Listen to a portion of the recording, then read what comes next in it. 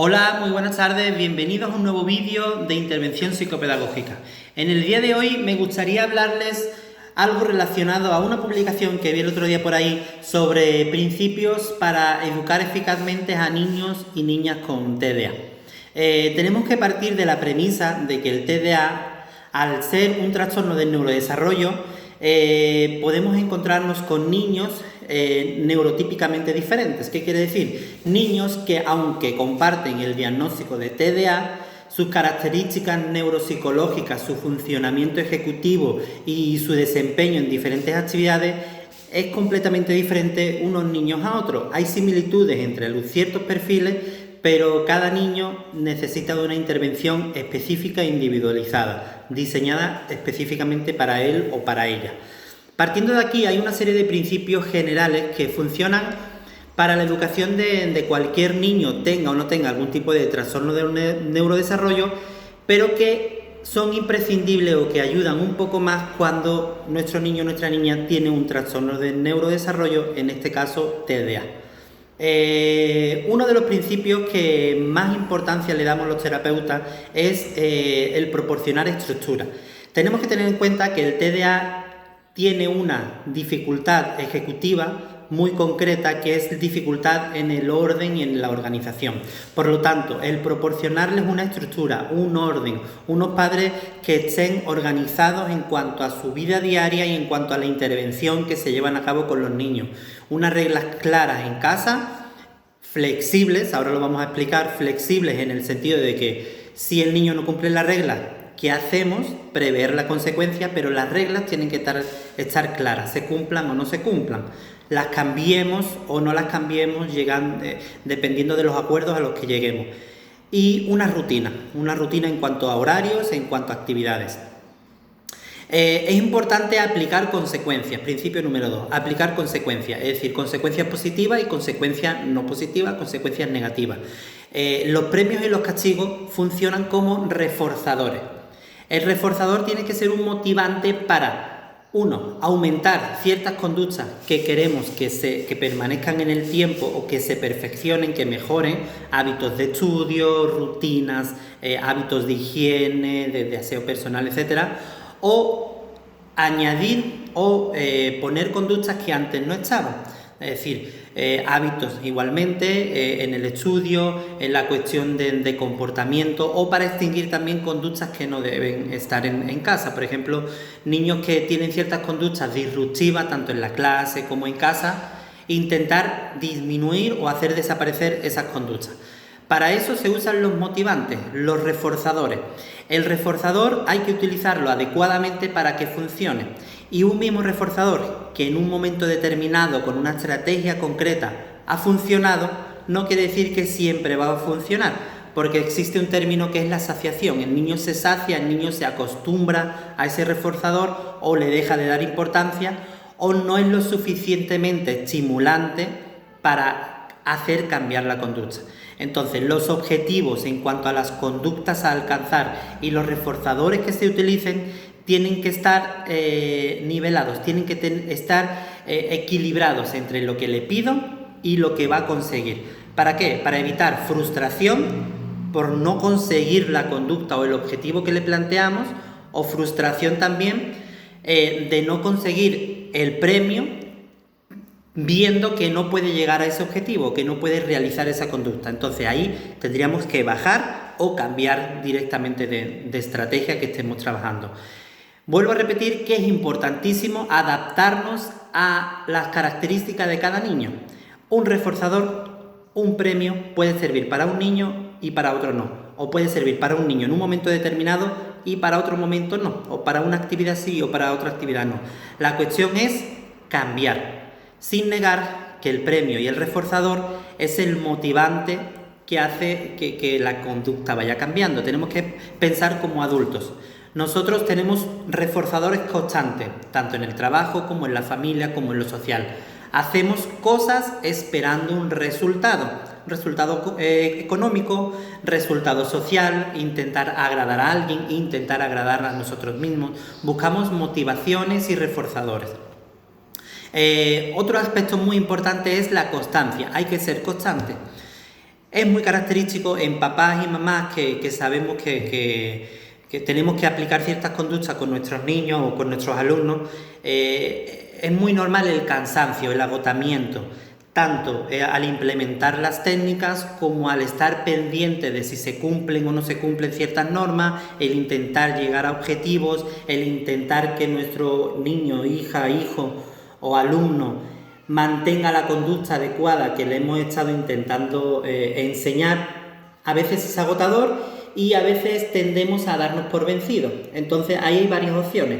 Una, nos damos un tiempo, tanto al alumno, a nuestro hijo, nuestra hija, como a nosotros mismos, intentando cambiar la estructura de la intervención, intentando cambiar la estrategia para que no sea tan estresante, o ser constante pero que cambie la persona que aplica la conducta. Ahí entra el papel de mamá, papá. Lo importante es ser constantes, no desfallecer, no quitar la intervención, no cambiar porque estemos cansados, sino intentar adaptarnos tanto a la situación como al niño o a la niña e intentar que sea lo menos estresante posible. En realidad, el implementar técnicas de modificación de conducta con alumnos y niños y niñas con TDA, lo que pretendemos precisamente es eso, evitar los momentos de estrés, los momentos de frustración. A veces anticipándonos a la conducta, a veces intentando disminuir las conductas que nos están provocando tanto al alumno, al niño, a la niña, como nosotros ese estrés familiar, social o escolar, ¿no? Pero en ocasiones tiene un costo para nosotros mismos. Hay que ir cambiando un poquito las estrategias. Papá y mamá tienen que ser equipo. Ese es el cuarto principio fundamental. Siempre, tanto, como digo, niños con déficit de atención como niños sin déficit de atención. Papá y mamá a la una. Aunque no tengan la misma opinión sobre un tema, hay que intentar llegar a un acuerdo común de lo que se va a hacer o qué no se va a hacer, ¿vale? Estímulos concretos. Es decir, el reforzador tiene que ser algo concreto. No podemos prometer o dar reforzadores muy a largo plazo. Si estudias hoy, en vacaciones te voy a comprar una bicicleta. Eso no tiene efecto ninguno. Podemos diseñar un plan de conducta, una economía de fichas donde se van marcando una serie de conductas intermedias que si se van cumpliendo vamos haciendo ver al niño o la niña que se está cumpliendo con un puntito rojo, con un puntito verde. La acumulación de puntos hace que el premio final a medio o largo plazo se cumpla. Pero siempre el reforzador tiene que ser inmediato. Si hoy te portas bien, tienes tu punto positivo. Si hoy te has portado mal o no adecuadamente, tienes tu sanción o no tienes tu punto positivo. Entonces, pero tiene que ser inmediato. La retroalimentación tiene que ser constante, por lo tanto es lo mismo que estamos hablando. Tiene que ser concreto y constante. Es decir, si pasa en un momento, el premio o la sanción tiene que ser en el momento, siempre y cuando no entren en juego aspectos de ansiedad o aspectos relacionados con el estado de ánimo alterado. ¿Qué quiero decir? Que si un niño realiza una conducta no adecuada, por ejemplo, tira algo y lo rompe, pero empieza un berrinche, en ese momento el intentar razonar o el intentar sancionar en ocasiones es contraproducente porque provocamos mayor ansiedad. En ese momento la conducta que tenemos que cambiar es el berrinche, el estado emocional alterado o el estado de ansiedad.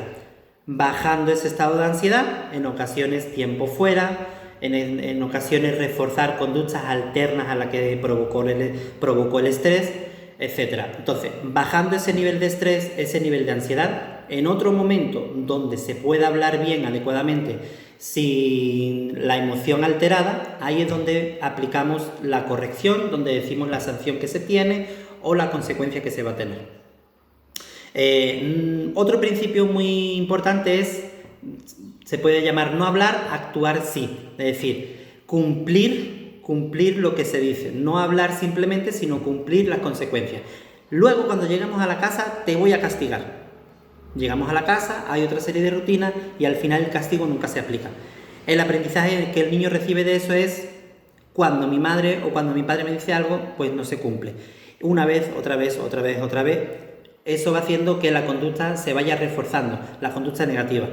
Por lo tanto, que una vez pase, no tiene por qué pasar nada, pero si se convierte en un hábito, la amenaza, te vas a enterar luego que lleguemos a la casa, o eso no se hace, verás, me voy a enfadar, hablamos, pero no actuamos, no aplicamos una corrección inmediata. Ahí hay una dificultad a la hora de cómo corregir la conducta. Ser comprensivo, una de las partes más importantes con el TDA. Niños y niñas que tienen TDA tienden a desarrollar un autoconcepto de falta de comprensión. El maestro no me entiende, mi mamá no me entiende, mi papá no me entienden, mis amigos son malajes, aburridos, no me entienden. Es decir, empiezan a desarrollar un autoconcepto de que nadie los está entendiendo. ¿Por qué? Porque cuando hay una conducta muchas veces aplicamos la sanción sin ver de dónde viene esa conducta. Muchas veces tienen comportamiento poco adecuado, o contestan feo, o tiran algo. Sí, lleva una consecuencia. Por ejemplo, tirar un jarrón y romperlo. Tiene una consecuencia. Pero ¿de dónde viene esa frustración que el niño está presentando en ese momento? ¿Qué es más importante? ¿El jarrón o la frustración que está sintiendo tu hijo o tu hija? Tenemos que rascar en ese aspecto.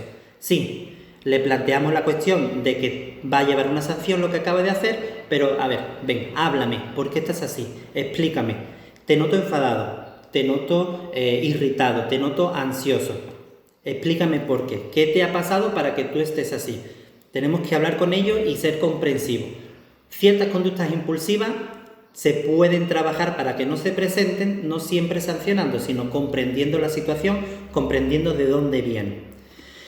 Y por último, esto relacionado con la relación padre-hijo. No podemos ser carceleros constantemente. No podemos estar siempre, o no debemos estar siempre, has hecho esto mal, sanción. Has hecho esto bien, vale, pero era lo que tenías que hacer. No, tenemos que motivar, tenemos que demostrar nuestro afecto, nuestro amor hacia nuestro hijo, hacia nuestra hija, o el respeto, el cariño, ¿vale? Y siendo maestros y terapeutas igual, tenemos que mostrar esa empatía, ese me caes bien, no estoy enfadado contigo, solo que me parece que no estás actuando bien, no estoy enfadado contigo, solo que no me gusta lo que estás haciendo en este momento. Transmitirle que no es algo personal con ellos, sino que es la conducta la que no nos parece bien y es la que tiene que cambiar. No es él el que tiene que cambiar o ella la que tiene que cambiar, sino la manera de comportarse en determinados momentos, la manera de actuar en determinadas ocasiones, que tiene que hacer algunas cosas que no hace en ese momento, pero siempre dejándole muy claro que no tenemos nada en contra de él ni en contra de ella. ¿Para qué? Para desarrollar una adecuada autoestima. Es importante que ellos vayan desarrollando esa autoestima y ese autoconcepto de, vale, me equivoco, pero me dan esa oportunidad para cambiar. O me equivoco, pero voy a intentar hacerlo bien porque me están dando la oportunidad. ¿Vale? Este vídeo va a durar unos 15 minutos, pero este tema es para hablar horas y horas. Entonces, esto es una primera aproximación, digamos, cualquier duda que tengáis, cualquier cosa que tengáis en concreto en vuestra casa, podéis hacerme una consulta, podéis preguntarme por este medio, a través del teléfono por WhatsApp, y encantado estaré de resolverles. Es muy importante la constancia y el no desesperarse, entre otras razones, ¿no? Pero bueno, sin nada más, me despido y quedo a vuestra disposición. Cualquier cosa me mandáis un mensaje o me contactáis a través de Facebook, YouTube o WhatsApp. Venga, muchas gracias, hasta luego.